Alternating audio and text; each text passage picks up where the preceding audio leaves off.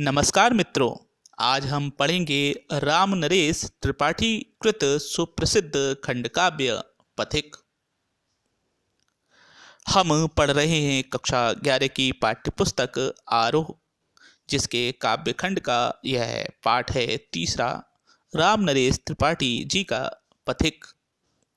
यह है आपका channel CBSE Hindi with Mathura Das. हमारे साथ बने रहिए और देखते रहिए CBSE हिंदी की प्रमुख वीडियो। देखते हैं लेखक परिचय। राम नरेश त्रिपाठी जी का जन्म सन 1881 ईस्वी में उत्तर प्रदेश के जौनपुर जिले के कोयरीपुर नामक स्थान पर हुआ। आपकी आरंभिक शिक्षा गांव में और जौनपुर के विद्यालय में हुई। आपने हिंदी, अंग्रेजी, उर्दू और बांग्ला भाषा का अध्ययन किया। छायावाद पूर्व की खड़ी बोली के महत्वपूर्ण कवि के रूप में राम नरेश जी का जाना माना नाम है। इनकी कविताओं का विषय देश प्रेम और व्यक्तिगत प्रेम है। आपने हजारों किलोमीटर पैदल यात्रा कर हजारों ग्राम गीतों का संकलन भी किया। सन 1962 ईस्वी में त्रिपाठी जी का देहांत हो गया। आपकी प्रमुख रचनाएं हैं खंड काव्य हैं मिलन, पथिक और स्वप्न। कविता संग्रह है मानसी। आपने संपादन किया है कविता कौमुदी और ग्राम गीत का। आपकी आलोचना ग्रंथ है गोस्वामी तुलसीदास और उनकी कविता। अब देखते हैं लेखक की साहित्यिक विशेषता। राम नरेश त्रिपाठी का राजनीति से गहरा संबंध रहा। इनकी कविताओं का मुख्य स्वर देश प्रेम रहा। इनके साहित्य में लोक साहित्य के संरक्षण के दर्शन भी होते हैं। हिंदी में यह बाल साहित्य के जनक माने जाते हैं। इन्होंने कई वर्ष तक बानर नामक बाल पत्रिका का संपादन किया। कई मौलिक एवं शिक्षाप्रद कहानियां, प्रेरक प्रसंग आदि प्रकाशित किए। कविता के अलावा इन्होंने नाटक, उपन्यास, आलोचना, संस्मरण आदि अन्य विधाओं में भी रचनाएं की। त्रिपाठी जी की भाषा सरल, स्वाभाविक एवं प्रभावमयी थी। आप किसी भी विषय का बहुत सुंदर चित्रण करने में पारंगत थे। अब देखते हैं पाठ और पाठ का सारांश। पथिक। प्रस्तुत पंक्तियां राम नरेश त्रिपाठी जी के पथिक खंडकाव्य का एक अंश है। खंडकाव्य के अंतर्गत काव्य के माध्यम से जीवन के केवल एक खंड की कथा कही जाती है और इसमें एक ही रस प्रमुख होता है। अब देखते हैं सारांश। प्रस्तुत अंश पथिक शीर्षक खंडकाव्य के पहले सर्ग से लिया गया है। इस दुनिया के दुखों से विरक्त काव्य नायक पथिक अर्थात नायक प्रकृति के सौंदर्य पर मुग्ध होकर वहीं बसना चाहता है जहां किसी साधुजन द्वारा उसे संदेश दिया जाता है और वह देश सेवा का व्रत लेता है, परंतु किसी कारण उसको राजा द्वारा मृत्युदंड मिलता है, परंतु उसके बाद भी उसकी कीर्ति समाज में बनी रहती है। तो वह जब समुद्र किनारे, सागर के किनारे खड़ा है और उस समय के सुंदर दृश्य को देखता है तो वह क्या सोचता है, देखते हैं। इसका प्रसंग सबसे पहले पढ़ेंगे। पद जब आएंगे तो पद और पद के बाद प्रसंग हमें लिखना होता है। तो देखते हैं। प्रस्तुत काव्यांश पाठ्यपुस्तक आरोह भाग 1 में संकलित कविता पथिक से उद्धृत है। इसके रचयिता राम नरेश त्रिपाठी जी हैं। इस कविता में कवि ने प्रकृति के सुंदर रूप का चित्रण किया है। पथिक, जो इस खंडकाव्य का नायक है, वह सागर के किनारे खड़े होकर वहां के सौंदर्य को देखता है। उसके मन में क्या क्या विचार आते हैं, यही इस कविता के माध्यम से कवि ने प्रस्तुत किया है। तो हम देखते हैं। पहले हम पंक्तियां पढ़ेंगे और उसके बाद इसकी व्याख्या पढ़ेंगे। प्रतिक्षण नूतन वेश बनाकर रंग बिरंग निराला, रवि के सम्मुख थिरक रही है नम्य बारिदमाला।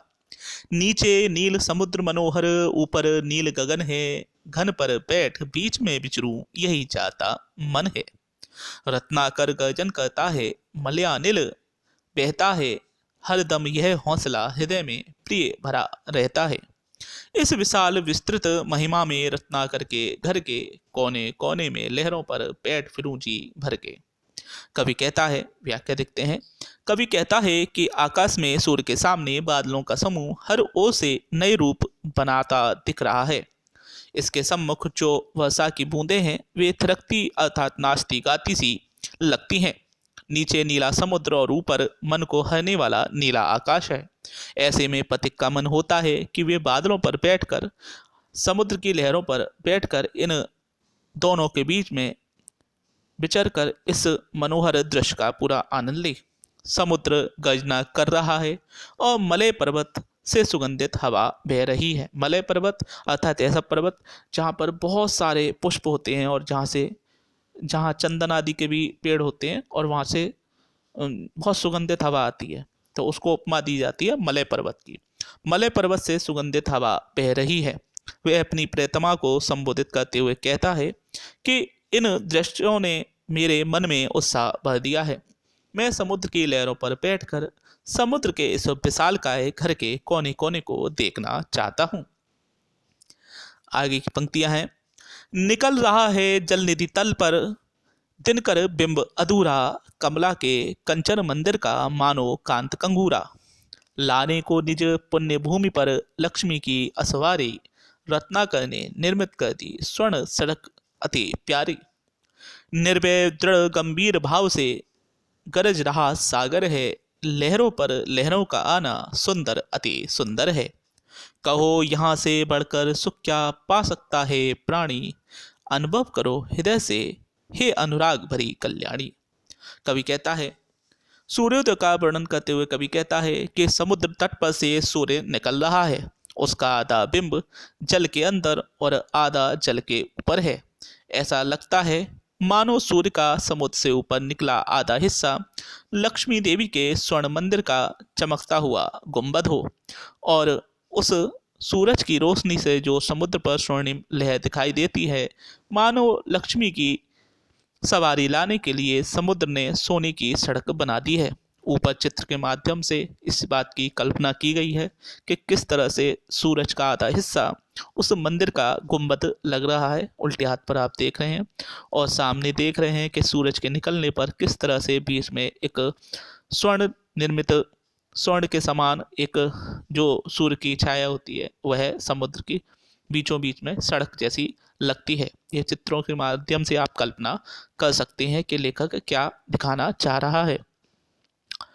समुद्र भय रहित होकर मजबूत और गंभीर भाव से गरज रहा है। उसकी लहरें एक के बाद एक आ जा रही हैं, जो देखने में बहुत सुंदर है। वे अपनी प्रिया को बताता है कि हे प्रेममयी मंगलकारी प्रिया, जो अनुभव मैं कर रहा हूँ तुम भी अपने हृदय में उस सुंदर दृश्य का अनुभव करो और मुझे बताओ कि यहाँ इस दृश्य को देखकर जो सुख मिल रहा है क्या वह कहीं और मिल सकता है।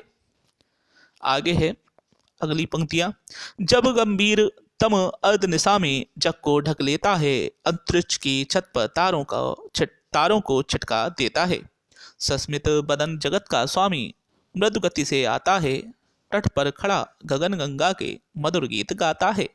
उससे ही वो मुग्ध हो नव में चंद्र विहस देता है, वृक्ष विविध पत्तों पुष्पों से तन को सज लेता है। पक्षी हंस संभाल न सकते मुग्ध चहक उठते हैं, फूल सांस लेकर सुख की सानंद महक उठते हैं। तो देखते हैं व्याख्या। आगे कवि रात्रि का वर्णन करता है। आधी रात के समय अंधकार सारे संसार को ढक लेता है। आकाश की छत पर तारे बिखरे दिखाई देते हैं। ऐसे समय मुस्कुराता हुआ संसार का स्वामी अर्थात ईश्वर धीमी गति से समुद्र तट पर खड़ा होकर आकाशगंगा के मनमोहक गीत गाता है। ईश्वर के इस कार्य से मुग्ध होकर आकाश में चांद हंसने लगता है। वृक्ष अपने पत्तों व फूलों से अपने शरीर को सजा लेते हैं।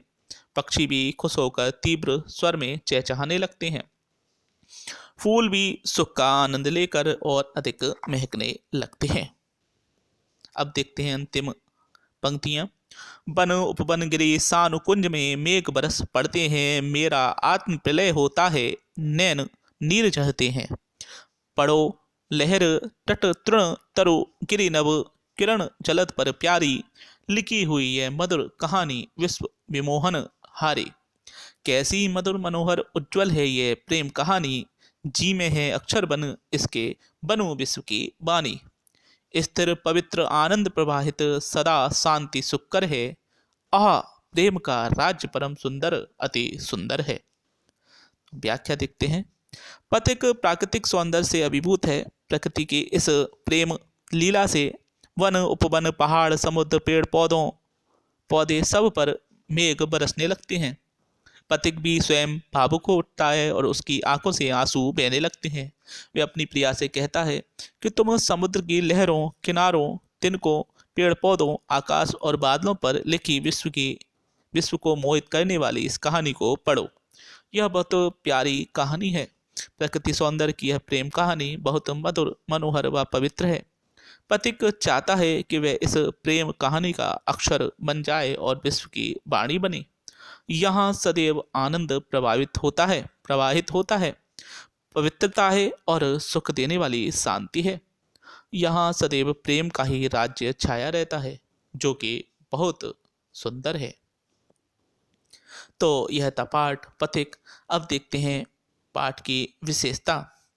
प्रकृति का मानवीकरण किया गया है। प्रकृति के जो अवयव हैं, सूरज, चांद, किरणें, लहरें, बादल, इन सभी का मानवीकरण यानी मनुष्य के रूप में इसको प्रस्तुत किया गया है, मानवीकरण किया गया है। मुक्तक छंद है, अर्थात इसकी कहानी मुक्तक है। जो पंक्तियां हैं, भाषा प्रभावमयी संस्कृतनिष्ठ खड़ी बोली है। मानवीकरण अनुप्रास अलंकार की छटा देखने को मिलती है। कवि की कल्पना अद्भुत है। प्रकृति का मनोहारी, मन को हरने वाला चित्रण किया गया है। तो आप देख रहे थे CBS हिंदी विद मथुरा दास। आज हमने पढ़ा पाठ पथिक। हमारे साथ ऐसे ही बने रहिए। आपको हमारी ये वीडियोस कैसी लग रही हैं हमें ज़रूर बताएं। हमारे वीडियोस को लाइक करें, शेयर करें और हमारे चैनल को फॉलो करें। अधिक से अधिक लोगों तक इन वीडियोस को पहुंचाएं। फिर मिलते हैं अगले वीडियो के साथ। तब तक के लिए धन्यवाद। नमस्कार।